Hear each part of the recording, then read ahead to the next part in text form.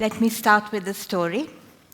It's not a real story, it's a gist of, unfortunately, a gist of many, many stories I've heard. There's a little child, anywhere between the ages of 4 and 17. There's an adult, a parent or a teacher. This child has not done something. Maybe their homework, maybe they haven't done their exam well. There's something that the child is having difficulty in understanding. It's making the child a bit stiff, rigid. The adult is getting very, very angry. Why can't you do this? What is the matter with you? Are you stupid? Why are you not answering me? Now, the more angry the adult is getting, the more frozen the child is becoming. Because the child is not understanding something, and the shouting is not helping. The child can feel herself feeling tense, rigid. She withdraws into herself. This is a bit frightening, all this shouting. And she tries to close down. The more she closes down, the more frustrated the adult feels. And before they know, their hand swings out and thwack, makes contact with the child's head. They're both shocked. The child holding back tears of shame, humiliation, rage. The adult a bit confused. What just happened? Where did this anger come from in them? Why did they hit the child? That was not part of the plan. It didn't even feel like this anger or this action belonged to them. But the tingling in their hand is proof that it just hit the head of this child and shattered whatever little mind the child had. Let's put this aside for a moment. Scintillate, to shine, sparkle, exude brilliance. When we talk of such phenomena, in my mind, there has to be a source of energy. Heat, light, electricity. When we use these words for human beings, we are again talking about a source of energy. What is that energy? I think that energy is aggression. Aggression is the force that drives life, makes everything lively. Creativity, passion, ambition, potency, they're all driven by aggression. Now, of course, aggression is not seen as a positive characteristic at all. It means to attack, abuse, intrude, break things down.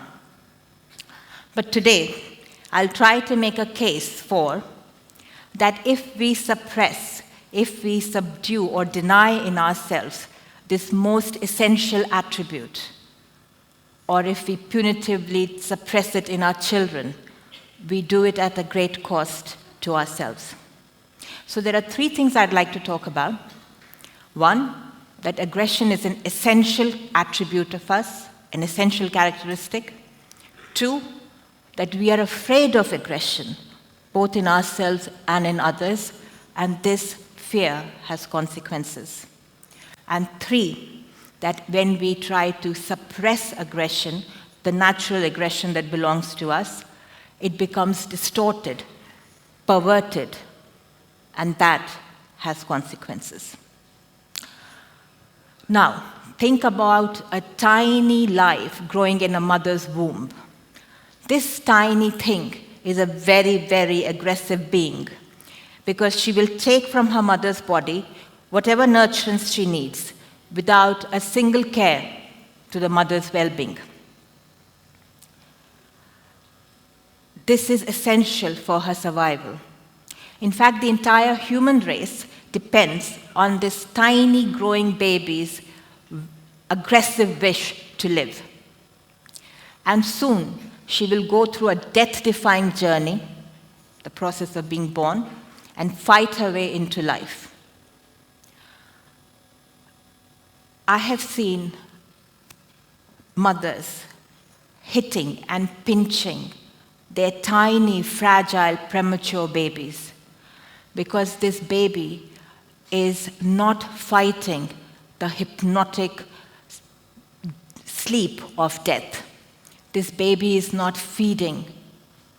And if she doesn't feed, she will die. This baby is falling asleep. If she doesn't fight this sleep, she will die. I suppose the mothers pinched them or slapped them in order to infuse some aggression in them so that they would fight for their life. Now, if we think about aggression, if you want to wake up in the morning, you have to break your sleep. If you want nourishment, you have to tear and bite your food. If you come up with a new thought, you have to smash the existing thinking. That is how undeniably, irrevocably, aggression is tied up with life. So if it is such a fantastic thing, why are we afraid of it? Think of a child's room. Broken toys everywhere. Okay, maybe not broken, opened up toys everywhere. Because the child is curious. The child wants to see what's inside. Decapitated dolls, Barbie dolls. Now, I've never seen a whole Barbie doll in any child's room. They're always decapitated or their heads twisted around. If you think about children's fairy tales, they're full of violence and death. From page number 1, very conveniently, the mother has been killed off, to be replaced by a stepmother or a witch mother, who will be killed off by our young protagonist somewhere in the story. Children are not perturbed by these fairy tales. They want more of it. Children are not disturbed by the fact that Hansel and Gretel pushed an old woman into the oven and burned her to death.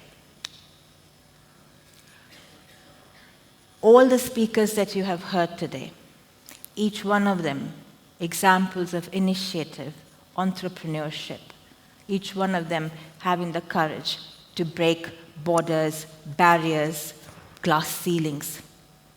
Each one of them an example of people who have used their aggression to the best of its potential. So my question again, if aggression is such a wonderful thing and so much fun to have, why are we afraid of it? I think that's because any energy has the potential of becoming violent, destructive, because it's a powerful thing. And energies have to be constantly monitored, constantly channeled in order to keep them safe and constructive.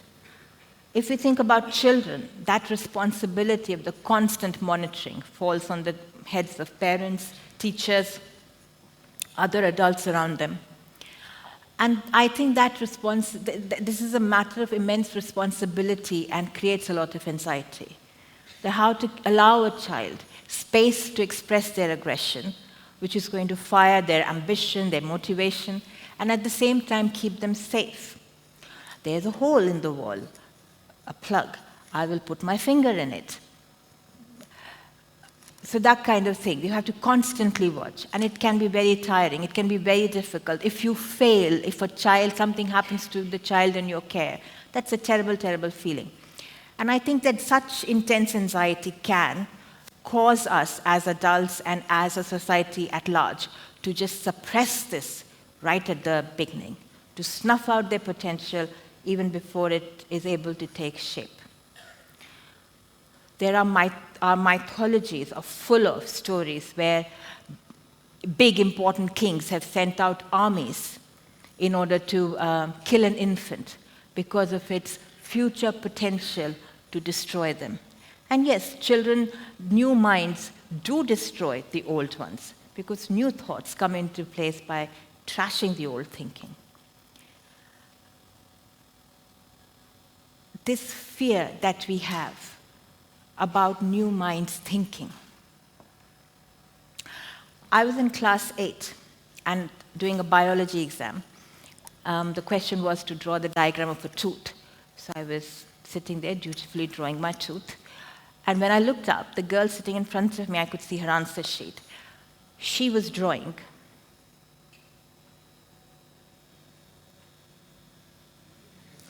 a set of beautiful, grinning, 14 teeth. Now, technically, her answer may be wrong, but if I was her teacher, I would give her +2 just for breaking the barriers of what a correct answer should be, for daring to take a risk. Children think differently. They think in different ways, which is alien to us as adults. My older daughter, who has just finished her class 8, was talking to me a few weeks ago about some friend, I do not know who, and this friend is telling my daughter that she was playing with some of her male cousins, and the cousins were very physically very aggressive. They hit her very hard. And my daughter was like, "Why didn't you go tell your mother?" And she said, "I can't tell my mother because this would make she would stop me from playing in the future." So my daughter was very upset about it. And I said to her that, see, they are doing a disservice to both the girl and the boy, because tomorrow when this boy gets married, and my daughter is like, "He's getting married tomorrow." And I'm like, but that's the point I'm making. They just think differently. And it's this difference. It's their capacity to link things that won't link in our minds and to de-link things which we are not able to de-link, which is going to give birth to new thoughts. I had these postgraduate students who once asked me, "Are you sure, ma'am, that we can write our own ideas in the assignments?" 21-year-old postgraduates are wanting to know if they have the permission to think, if they have the permission to express their thoughts. Now, I think there's another reason why we are scared of it, and that's because scared of their potential to think, and that's because, as in the first example I told you, we don't just feel anxious because they're in our care. We also feel anxious or we feel terrifying feelings in us because children feel intense feelings intensely. And they shove into us what is unbearable for them. So unbearable feelings of terror or rage or anxiety, they'll push into us. And it's a huge responsibility to hold it and help the child process it and not retaliate. A few weeks ago, a couple of months ago, my younger daughter and I had a huge fight in the morning. It wasn't really a fight, it was just me yelling at her. And, she just stared at me, and then she went to school. And I was left feeling terribly guilty about what I'd done. And then the next morning, she told me that, "Mom, I had a nightmare." And the nightmare was that she's entering school, and the corridor turns dark, and there are these big green eyes staring at her and almost sucking her in. And it was terrifying. And I said to her that, yesterday, Mummy went a bit mad, and Mummy's eyes became these big, green, scary eyes. And she had to carry that experience all day and all through the night. And I'm very sorry about it. But are we able to say sorry? Mostly not. Instead, as adults, we weave this big web of falsehoods. And that's why I call it a perversion, because it's twisting the truth. And in this perverted falsehood, we say to the child that they were responsible for the rage that made me insane, that they were responsible for the fact that I hit them or scolded them. And that's a terrible thing to do to a child because it's actually emotional abuse, and it makes them grow up with a confusion of not knowing what is truth, what is not truth, what is real, what is not real, what belongs to them, what doesn't belong to them. Now, when we suppress our aggression, we cause it to pervert, to distort, and then it takes on forms that can be quite dangerous, like sadism, to take pleasure in hurting another, bullying, passive aggression. So, for example, it's not allowed to be ambitious. That's aggressive. But you can be underhand and vicious. It's not allowed to be straightforward and honest and just say, "This is what I think, this is what I want." That's not respectful enough. Obsequiousness is fine. You take little girls, young girls, it's okay to expect that an 11-year-old should be properly dressed, decently covered. But the other side of it, that we are so perverse that we are looking at an 11-year-old child through a sexual angle, that's not thought about. Idealizing children. that they're full of goodness and they can't hurt anybody and they're full of innocence. That's not true. And especially if a child has a disability, it's even more impositioned upon them. So that this child is not allowed to show their hatred, because we can't tolerate our hatred towards what is disabled or what is weak, what is dependent on us. So they must just smile and look stupid. Aggression is an integral part of us. It is what fires life. It is what gives birth to life. We are afraid of it because I suppose we feel ashamed and guilty, because sometimes aggression can come out in ways that is not helpful, especially if we are not aware of it and if we do not wish to acknowledge it in ourselves.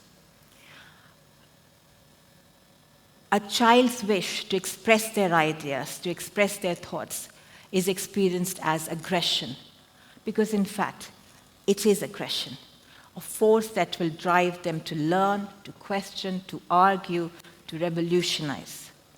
Your aggression will make you shine, sparkle, scintillate. How many people in this auditorium would say that they are aggressive? Thank you.